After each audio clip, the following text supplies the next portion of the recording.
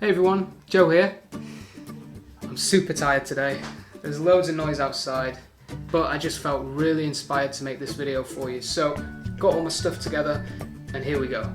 I'll be straight up with you all. We can be pretty hard on ourselves on how we started out doing something. And we always look back and criticize ourselves on things we could have done better. But it's all part of the learning process, so don't worry if you make some of these mistakes. What mistakes? Today, I'm going to take you through 3 huge mistakes I made when I started teaching online.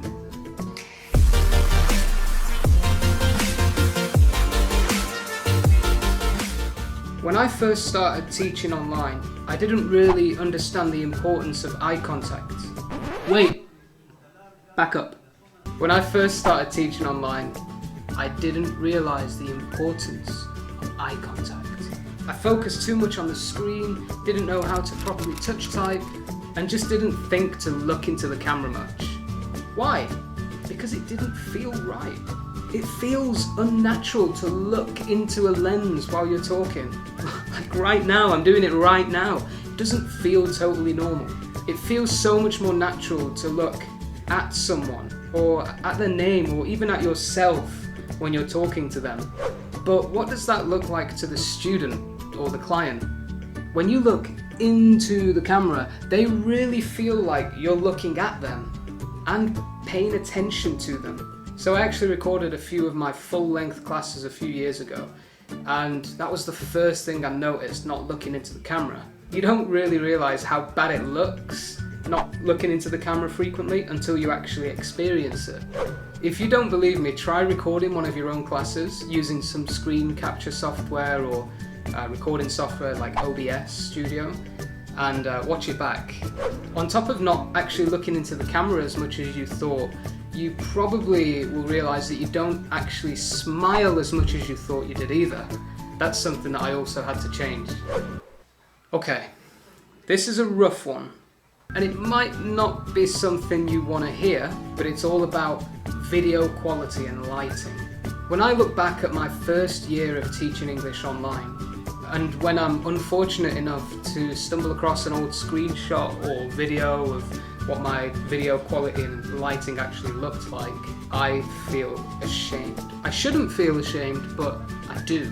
I relied on natural light seeping through a window, or just the single light fixture above my head, when it can be so much better than that.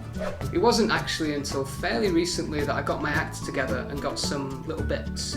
I sorted myself out with a setup that looks insanely professional in comparison to what I used to have.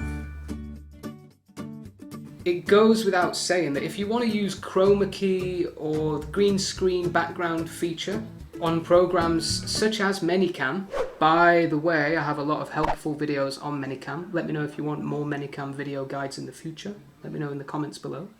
Then video quality and lighting is not just important, it's essential. You can't get away without it. Okay, so what if you're not using a green screen? Should you try to get away with using a low quality inbuilt laptop camera and the last remnants of the sunlight peeking through your window as lighting? Should you try and get away with it? Well, not if you can help it, right? I can't tell you how much better I feel with professional lighting and professional video quality. I use a ring light. I'm using it right now. You can see it in my eyes. I use a ring light for actually lighting myself up when I teach, and I also use it when I make videos, obviously. And my webcam is actually an external webcam. It's a Logitech C922 Stream Pro. The combination of these works perfectly. Especially because I personally like to use a green screen when I teach. So, to sum this one up, if you're looking at teaching English online a bit more full time, then it's definitely worth investing in making yourself look good while you do it. If you want, you can check out how the lighting and video quality actually looks in class by watching one of my full-length 45-minute classroom videos. Which brings us to the last huge mistake: planning. What, not enough planning? Too much planning. What? Huh? Too much planning? What? Look, planning your classes often takes a long long time. Even back when I used to teach English in clients' offices for language institutes, I resented how much planning goes into a simple 45-minute class. You often spend hours doing it. Then, after spending hours doing it, guess what happens? Things change. You don't use the activities you planned. You don't stick to your plan in general.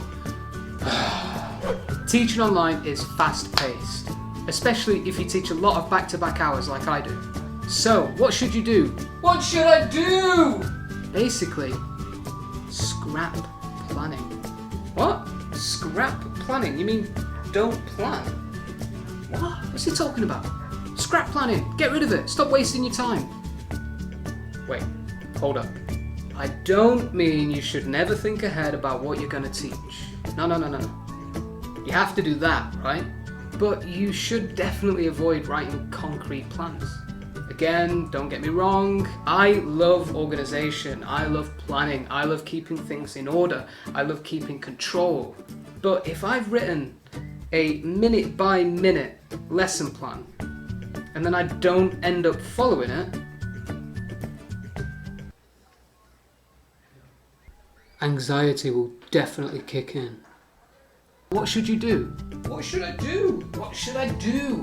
Preview the material you're going to teach. Think about a few ideas or topics you can talk about. Think about a few key questions you can ask. Get a few pictures or props ready if you want. But avoid my huge mistake of investing too much time and effort into planning. Try to conserve that energy for class, for teaching. Why waste that energy? Why waste that time? Why get yourself tired planning? And then when the lesson comes, you're just sticking to a lesson plan and you can't really give it, your, I don't know, what do you call it? I don't know what you call it. Just your pa! Give it your pa! You know what I mean? Pa! I don't know what I mean.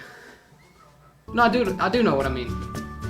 You gotta have like a lot of high energy to be able to give a class your all, you know what I mean? And if you waste a load of time planning, then it kind of goes out the window. That's it.